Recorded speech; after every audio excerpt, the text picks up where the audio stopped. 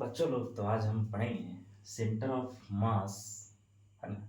अरे यार, centre of मास पढ़ेंगे। सेंटर ऑफ मास, अरे वर्ड में ही कोमा है। वर्ड में क्या है? कोमा है।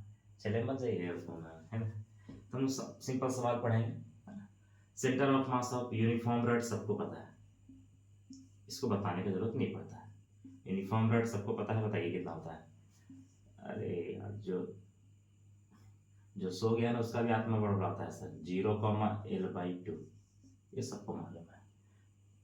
शुरू में क्या होता है ना जी, 0,L/2 होता है, सबको मालूम है।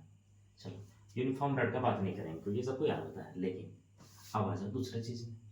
अगर पूछ ले तुमसे हम centre of mass of semi circular ring, तब सेमी सर्कुलर रिंग, इसका बताइए सेंटर ऑफ मास। अब जिसको जिसको ट्रिक नहीं मालूम होगा फिर वो अपना इंटीग्रेशन मेथड अप्लाई करेगा, फिर सॉल्व करेगा। लास्ट में भी जो आंसर अभी हम लाएंगे वो आंसर तुम भी लाना। बस फर्क यही होगा कि हम आंसर बहुत फ्यू सेकंड में ले आएंगे और तुम आंसर कुछ 5 मिनट में लाओगे। तो एक ट्रिक देते हैं तुम लोगों को, ट्रिक सीख जाओ। ट्रिक को याद रखना है ना। ट्रिक याद रखने के लिए कोई कोई बातें तुमको याद होनी चाहिए। पहली बात, अपने आप से एल का वैल्यू तुम याद रखो। L=R sine theta by theta. बोलो मेरे साथ, L=R sine theta by theta. अरे जोर से बोलना है।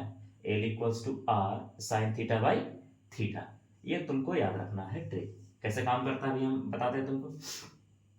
अगर मान लो तुम्हारे पास कोई भी एक सेमी सर्कुलर रिंग इस प्रकार दिया हुआ है, जैसे यहां पर मान लो सेमी सर्कुलर रिंग ही दे देते हैं, ऐसे हो गया। ये तुम्हारे पास है semi circular ring. Semi circular ring ऐसे हुई और जिसका रेडियस सेंटर पॉइंट से कितना दिया हुआ है? आर दिया हुआ है ना। अब बताओ सेंटर ऑफ मास किधर ज्यादा होता है? जिधर मास ज्यादा होता है। ऑब्वियस सी बात, तुमको किधर मास ज्यादा दिख रहा है? एक्स एक्सिस की तरफ मास ज्यादा दिख रहा है या वाई एक्सिस की तरफ मास ज्यादा दिख रहा है? सर एक्स एक्सिस में कैसे तरफ हो सकता है? अगर हम इसको डिराइव भी करें एक्स एक्सिस में यहाँ पर, सर ये तो सिमेट्रिकल हो गया ना इधर। मतलब जो सेंटर ऑफ मास है सर, ना तो इधर शिफ्ट हुआ है ना तो उधर शिफ्ट हुआ है। शिफ्ट किधर हुआ सर? वाई एक्सिस पे सिर्फ ऊपर की तरफ मास है, मतलब नीचे की तरफ मास नहीं है। मतलब साफ है सर, सेंटर ऑफ मास कहीं ऊपर की ओर है, वो भी कौन सा एक्सिस में है? वाई एक्सिस में है। और ऊपर में भी ज्यादा मास ऊपर की ओर है, तो जिधर ज्यादा मास उधर है। मतलब लगभग यहाँ पर है सेंटर ऑफ मास। ऐसे हम लोग अनुमान लगाते हैं। मतलब ये डिस्टेंस अगर हमको निकालना है सेंटर से, फिर तुम्हारा काम बन जाएगा। सेंटर ऑफ मास तुमको पता चल जाएगा। रूल तुमको ट्रिक बता दिए, L=R sine theta by theta. R क्या है? रेडियस। अरे आर क्या है? रेडियस, है ना। अब बस आगे हम लोग निकालते हैं। बस एक चीज और याद रखिएगा, टोटल एंगल को, टोटल एंगल को हमेशा क्या लेना है तुमको? 2 थीटा। क्या लेना है हमेशा? 2 थीटा। तो बताओ यहाँ पर टोटल एंगल कितना है? 2 थीटा है।